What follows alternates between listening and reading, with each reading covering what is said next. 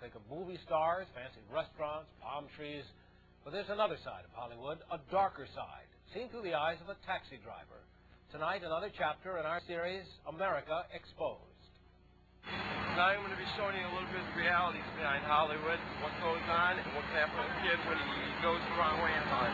Hey, Spirit, what's up? How you been? We're in a recession, you know. Prostitution is slow. Sorry, I know you don't like that word. So, how you been? All right. Been staying safe? Yeah. You been making a lot of money lately? Yeah? How much can you make in a night? About maybe $1,000. No kidding? You do drugs or anything? You do hard drugs? Of course. What kind of drugs do you do? Anything that's around. Each street corner has its own individual story. There's a lot more going on there than people realize, whether it's prostitution or drug dealing or whatever it might be. And this is Santa Monica, La Brea area. This is where a lot of the transvestites work out of. They had some guys that were, some transvestites that were waiting to get picked up, and then they would rob their customers. And, you know, if you're out picking up transvestites, I mean, who's going to go to the police once you've been robbed?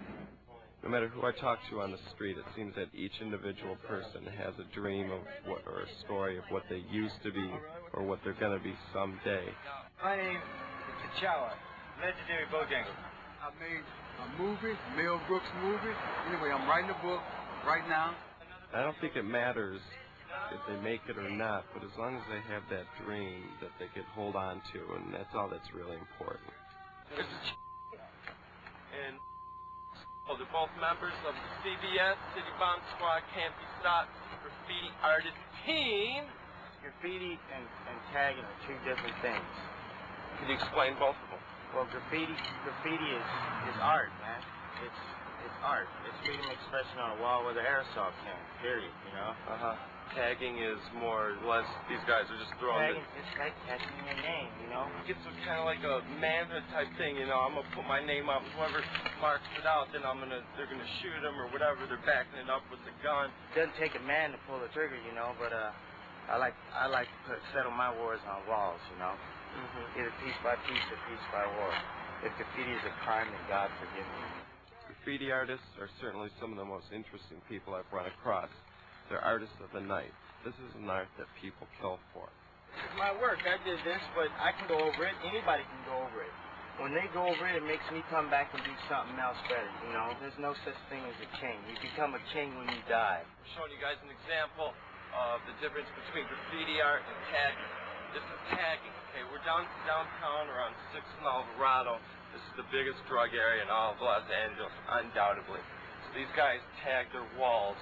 This person ran this wall until they wrote over it. That means the kid's taken out of the picture, whether he's been shot or whatever. This is just signifying that, hey, I've taken over this area. These are all the different names of the people in the gang. All right, right here I got an example of some graffiti artwork that was done by a gang. Mostly gangs do tagging, which is it looks like chicken scratch. It's not very elaborate like this is. This is done by the 18th Street Gang, which is a Hispanic group. They wrote this in with some kind of marker that they started out with, draw the picture, and then later they might come up with the paint. Now this is illegal to do, so if the police were to come by, yeah, they're going to get in trouble for doing it. Got a gangbanger holding the shotgun. This is incredible. Here's all the gangs here. I mean, that's not all of them. Sure, that's not a remember the gang, but it's quite a bit. This is just street work. This is when somebody comes up and does this for, I don't know, for whatever reason, that ain't statement he's trying to make. But this is the difference between graffiti and tagging. Well, check in. How you guys been? It's been all right. Ain't Beat, man. Chickens one day, feathers the next, man. I'm getting so big up around here, man. I gotta start wearing disguises, man. There's something I want to talk about, okay? It's like everybody thinks that pimp is a guy that, when they keep these girls, or hoes, whatever you want to call them, they keep them on drugs and always slapping them around and everything. And that ain't true, is it? Nah, that ain't true. What you got? What it look like us keeping our on drugs and we gotta have all our money? No, dope, man, don't mix, man. If you gonna have some, man, you gonna have a that's trying to have some with you, man. I know one thing about a A girl's dream, and that's to win at least one in their life. Be a hooker on Hollywood Boulevard. Is there get any violence in between pimps, or is it dates that get violent? It'd be the dates. Dates get violent? It'd be the dates mostly based on, you know what I mean? There's so many weirdos here in this town, Yeah, it period. sure is, huh? Yeah. This is a bunch of the weirdos. town of weirdos. How is the lady of the evening business? Business is alright. Yeah. I was just saying, like, you know, you're not really the type that likes to hug, that you'd rather be doing something else, but... With the kid, you know, there's nothing else I can really do. Yeah, but Welfare pay me like $300 a month. Doesn't pay the rent. that's not that much.